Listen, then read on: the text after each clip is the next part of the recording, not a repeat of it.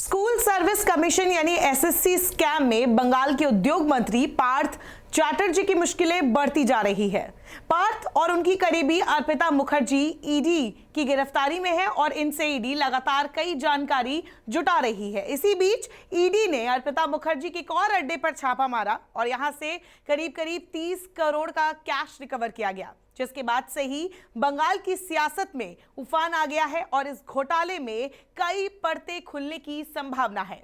जिस तरह से कह रहे हैं कि रुपया कहीं ऐसे दीवार में छिपा के नहीं रखा गया और रुपया का सीधा तौर पे वही सामने रखा गया था। और इसमें जिस तरह से कह सकते हैं कि इस काम में यहाँ पे अर्पिता अकेले ही नहीं है, क्योंकि जिस तरह से देखिए जो रुपया था कोई बैग में नहीं था और इतना रुपया आखिर कहाँ से आया। अर्पिता कभी कभार यहाँ पे आया करती थी और जिस तरह से अंदाजा लगाया जा रहा था कि पूरा बॉक्स में ये करीबन महीनों से काम है, इसके साथ में कोई लोग हो सकता, क्योंकि देखिए जिस तरह से जितने बड़े ट्रक में रुपए को लेके गया वाकई ये एक किसी बैग में रुपए को ला पाना मुश्किल है। और जिस तरह से कहें कि इस काम में लगातार यहाँ पे लोग पहले से ही जुटे थे और देखिए अब धीरे धीरे देखिए ईडी के अधिकारी हैं, अब बाकायदा यहाँ से रुपए की गिनती होने के बाद अब ये रवानगी हो रही है और किस तरह से देखें कि देर रात तक यहाँ पे काउंटिंग चला है और ये दिखाएंगे कि देखिए जो रुपए गिनने वाली जो बैंक की मशीन थी, ये बाकायदा इस मशीन से यहाँ पे आया है और मशीन को ये अंदर देखिए अब रख रहे हैं और ईडी के अधिकारी जो सीआरपीएफ के अधिकारी है,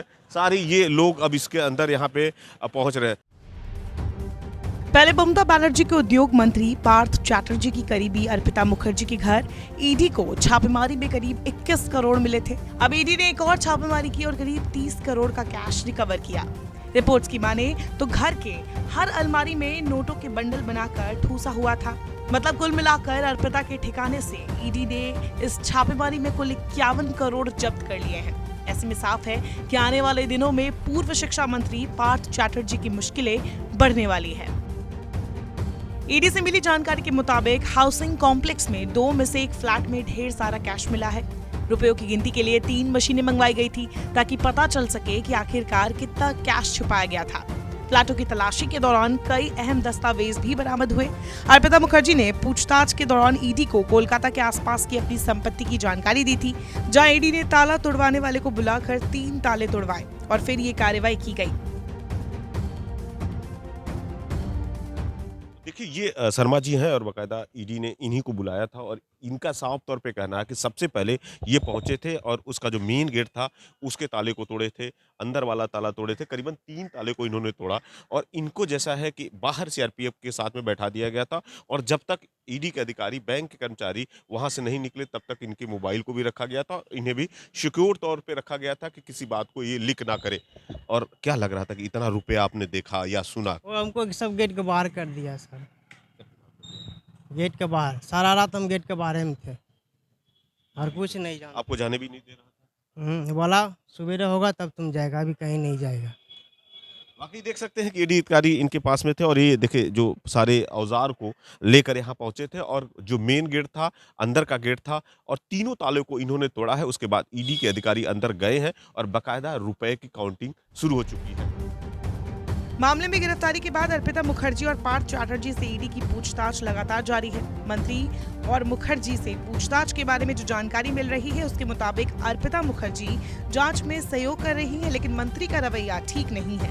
अर्पिता मुखर्जी ने एजेंसी को बताया है कि मंत्री पार्थ चैटर्जी उनके घर को मिनी बैंक की तरह इस्तेमाल किया करते थे। बता दें, पार्थ चैटर्जी को करीब 24 घंटे की पूछताछ के बाद 23 जुलाई को गिरफ्तार किया गया था। इस घोटाले के समय चैटर्जी पश्चिम बंगाल के शिक्षा मंत्री थे। अर्पिता के अलावा उनके कई और करीबियों से भी पूछताछ चल रही है। टीएमसी एमएलए मानिक भट्टाचार्य से भी पूछताछ की जा रही है। ईडी ने उन्हें पूछताछ के लिए समन किया था। ऐसे में उनकी गिरफ्तारी की भी काफी संभावना है। बता दें, ये घोटाला ग्रुप सी और डी के नॉन टीचिंग स्टाफ, क्लास 9 से 12 के टीचिंग स्टाफ और प्राइमरी स्कूलों में टीचर्स की अवैध भर्ती से जुड़ा हुआ है। कलकत्ता हाईकोर्ट के आदेशों पर इस घोटाले की जांच सीबीआई कर रही है। मामले में ईडी पैसों की हेराफेरी को लेकर मनी लॉन्ड्रिंग रोकथाम कानून यानी पीएमएलए के तहत जांच कर रही है। चैटर्जी, जो सत्तारूढ़ टीएमसी के महासचिव भी है, वो इस मामले में ईडी ने 23 जुलाई को गिरफ्तार किया था। 2016 में हुए कथित घोटाला के वक्त वो राज्य के शिक्षा मंत्री थे। पश्चिम बंगाल के स्कूल सेवा आयोग ने शिक्षकों की भर्ती के लिए एग्जाम कराए। 2017 में नतीजे आए। सिलीगुड़ी की बबीता सरकार का नाम टॉप 20 में आया, लेकिन आयोग ने ये लिस्ट रद्द कर दी। 16 नंबर कम पाने वाली अंकिता अधिकारी का नाम टॉप पर आ गया। अंकिता मंत्री परेश अधिकारी की बेटी है। इसके खिलाफ बबीता समेत 2 उम्मीदवारों ने हाईकोर्ट में याचिका दायर की। कोर्ट ने इसमें मनी लॉन्ड्रिंग की आशंका जताते हुए सीबीआई जांच के आदेश दिए। 25 अप्रैल और 18 मई 2022 को सीबीआई ने पार्थ चैटर्जी से पूछताछ की। वो 2014 से 2021 तक शिक्षा मंत्री थे। पूछताछ के बाद सीबीआई ने इस मामले में मनी लॉन्ड्रिंग की शिकायत दर्ज कराई। जांच एजेंसी की शिकायत के बाद मामला ईडी के हाथ में चला गया। 22 जुलाई को ईडी ने कोलकाता में चैटर्जी और उनके करीबियों के 18 ठिकानों पर छापा मारा। उनकी करीबी अर्पिता मुखर्जी के घर से 21 करोड़ रुपए नकद मिले। 23 जुलाई को ईडी ने चैटर्जी और मुखर्जी दोनों को गिरफ्तार कर लिया। उधर पार्थ चैटर्जी के चलते ममता बनर्जी को भी विपक्ष के सवालों का सामना करना पड़ रहा है।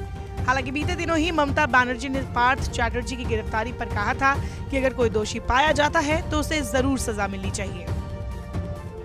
मंत्री की गिरफ्तारी पर सीएम ने कहा था कि वो भ्रष्टाचार या किसी गलत काम का समर्थन नहीं करती है। सीएम ममता ने ये भी कहा था कि अगर ये साबित होता है और पार्थ चैटर्जी को उम्र कैद की सजा भी होती है तो उन्हें फर्क नहीं पड़ेगा। फिलहाल ईडी के लिए अर्पिता मुखर्जी एक ऐसी चाबी है जो सीधे राज्य के मंत्री के मिनी बैंक तक जाती है। ऐसे में साफ है कि आने वाले दिनों में इस बड़े घोटाले में और भी कई नाम सामने आ सकते हैं। मेरा नाम कल्लोल सिन्हा रॉय है। अर्पिता यहाँ उनका 2 फ्लैट है, आती थी तो क्या कैसे बिहेवियर था, किस तरह का एक्टिविटी थी? उनसे हम एक ही बार मिले हैं 2019 में। तब भी हम प्रेसिडेंट थे यहाँ का। दुर्गा पूजा का चंदा के लिए गए थे। शायद वो दे नहीं पाई थी, शायद कोई प्रॉब्लम होगा, लेकिन एक ही बार हम मिले थे उनसे। तो ये फ्लैट में कभी यहाँ आते थे जो आप लोग हैं, सारे लोग जो जानते थे, तो क्या कभी पार्थोदा उनके साथ में भी आई? नहीं, कभी नहीं देखे हम तो, कभी नहीं देखे उनको, कभी नहीं देखे। और एक ही बार उनसे मुलाकात हुआ और पिताजी से भी एक ही बार मुलाकात हुआ मेरा। क्या उनका बंद पड़ा था ये? नहीं, वो कभी कभी आते थे। वो मेंटेनेंस के लोग बोल पाएंगे। देखिए यहाँ तो अब सबको ही अपने हिसाब से रहते हैं, तो ये बोलना मुश्किल नहीं कब कौन आ रहा है, कब कौन जा रहा है और किन के पास कौन आ रहा है। तो मैं प्रेसिडेंट के हिसाब से बोल सकता हूँ कि इतना मेरे को नॉलेज नहीं है कि एक ही बार हम मिले थे प्रेसिडेंट के हिसाब से और दुर्गा पूजा के टाइम में। और उनका 2 फ्लैट का जनवरी से मेंटेनेंस भी बाकी है, ऑलमोस्ट 60,000 रुपीज़। नमस्कार, मैं हूं मानक गुप्ता। अगर आपको हमारा ये वीडियो पसंद आया हो तो इसे लाइक और शेयर जरूर करें और हाँ, हमें सब्सक्राइब और फॉलो करना ना भूलें ताकि आप देश और दुनिया की कोई खबर मिस ना करें।